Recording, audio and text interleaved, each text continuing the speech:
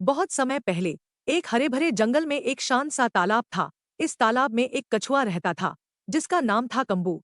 उसकी सबसे प्यारी दोस्त थी दो हंस, चंद्रा और चित्रा। तीनों रोज शाम को तालाब के किनारे बैठकर बातें करते। लेकिन एक साल ऐसा गर्मी का मौसम आया जिसने पूरे जंगल की हालत खराब कर दी। तालाब दिन प्रतिदिन सूखने लगा। कंबू परेशान हो गया और बोला, अगर पानी खत्म हो गया तो मैं कहाँ रहूंगा। चंद्रा और चित्रा ने अपने दोस्त की चिंता समझी। वे रोज दूर दूर तक उड़कर कोई नया तालाब खोजते। आखिरकार एक दिन उन्हें जंगल के उस पार एक बड़ा तालाब मिल गया। दोनों खुश हो गईं। यह जगह तो कंबू के लिए बिल्कुल सही है। लेकिन अब समस्या थी। कंबू पैदल इतनी बड़ी दूरी कैसे पार करेगा। उड़ तो सकता नहीं। तभी चित्रा को एक शानदार उपाय सूझा। उसने कहा, हम एक मजबूत डंडा लेते हैं। कंबू इसे अपने मुंह से पकड़ लेगा। हम दोनों हंस इस डंडे को उठाकर उड़ जाएंगे।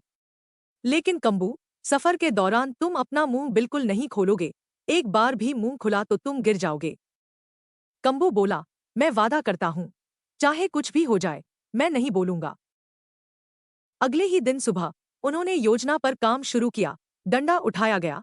कंबू ने उसे अपने मुंह से जोर से पकड़ लिया और दोनों हंस धीरे धीरे आसमान की ओर उड़ने लगे।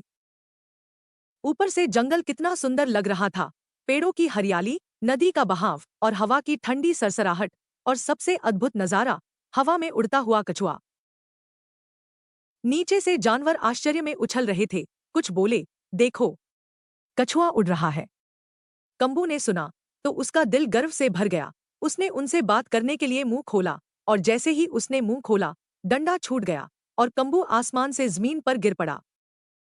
हंस तेजी से नीचे आए। चंद्रा ने दुखी आवाज में कहा, कंबू, हमने कहा था ना सफर में मुंह मत खोलना। कंबू ने शर्म से सिर झुका लिया और धीमी आवाज में बोला, अब समझ आया, अनावश्यक बोलना हमेशा नुकसान देता है। तो दोस्तों, इस कहानी से हमने सीखा कि समय पर चुप रहना भी एक बुद्धिमानी है। गुस्सा और अहंकार हमें सबसे बड़ी मुसीबत में डाल सकते हैं।